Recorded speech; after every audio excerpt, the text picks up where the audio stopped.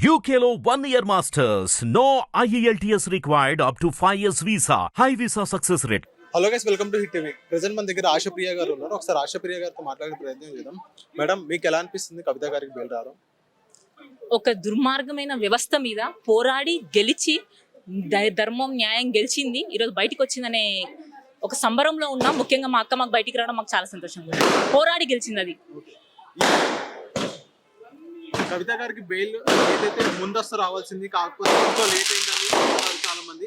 దీనికి ఏమైనా కోణం ఉందా, రాజకీయ కుటుంబం ఉందా? ఖచ్చితంగా కేసు పెట్టిందే కేసీఆర్ గారిని మానసికంగా బలహీనపరిచి కేసీఆర్ గారిని దొంగపరుచుకుని రాజకీయాలు చేయాలనుకున్నారు తెలంగాణలో. అది కుదరకపోవడం వలన ఇన్ని రోజులు కేసీఆర్ గారు దానికి ఎలాంటి ఆస్కారం ఇవ్వకుండా నా బిడ్డ ఖచ్చితంగా కొట్లాడుతుంది, ఇలాంటి అవసరం లేదు అని చెప్పి కేసీఆర్ గారు కూడా వాళ్ళకి లొంగకుండా గట్టిగా నిలబడినాడు. సో అందులో భాగంగానే ఎప్పుడో రావాల్సిన బెయిల్ ని ఇన్ని రోజులు తీసుకొచ్చిండ్రు నాంచి. ఎందుకంటే మనీష్ సిసోడియా గారికి ఇచ్చిండ్రు, మిగతా వాళ్ళందరికీ వచ్చేసింది బెయిల్.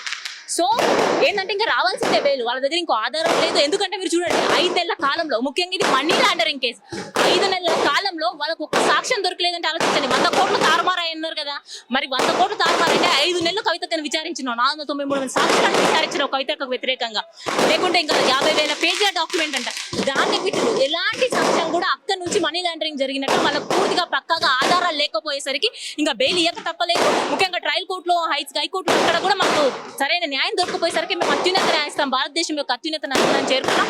అక్కడ మాకు న్యాయం దొరికింది. సో ఇక్కడ ఏంటంటే న్యాయం బతికే ఉంది. లాస్ట్కి కొంచెం లేట్ అవ్వచ్చు కాక సత్యమేవ జయతే అనే మాట నిజమై ఈ రోజు మా అక్క బయటకు వస్తుంది. ఈవెన్ కేజ్రీవాల్ గారికి ఎప్పుడో బెయిల్ వచ్చిన సందర్భం మనం చూసాము. కవిత గారికి ఎందుకు లేట్ అయిందంట? చెప్పాను కదండి, కేసీఆర్ గారిని ఇరుకాట పెట్టాలి. తమ చేతుల్లో ఉన్న, మేము ఎప్పుడు అంటుంటాం ఈడీ సిబిఐ ఇవన్నీ వేట కుక్కలు లాంటివన్నీ ఒక మాట ఎప్పటి నుంచో మేము అంటున్నాం. సో వాళ్ళు వాళ్ళ చేతుల్లో ఈడీ సిబిఐని వాళ్ళ చేతుల్లో పెట్టుకొని ఇన్ని రోజులు ఆడించిండ్రు. కానీ సుప్రీంకోర్టును అయితే నువ్వు ప్రతిసారి ఆడించలేవు కదా. సో ఈడీ సిబిఐ పని అయిపోయినాక సుప్రీంకోర్టుకి వెళ్ళినాం. వాళ్ళని ఈ రోజు మీకు చూస్తే చివాట్లు పెట్టిన సందర్భాలు కూడా గమనిస్తాయి. కౌంటర్ పిటిషన్ ఎందుకు దాఖలు చేయలేదు మీరు, ఆల్రెడీ హైకోర్టులో అయిన కేసు కదా అంటే దాని దగ్గర వాళ్ళ సమాధానం లేదు. సో ఖచ్చితంగా ఇవ్వాల్సి వచ్చేసింది, న్యాయం దొరికింది మాకు సుప్రీంకోర్టులో.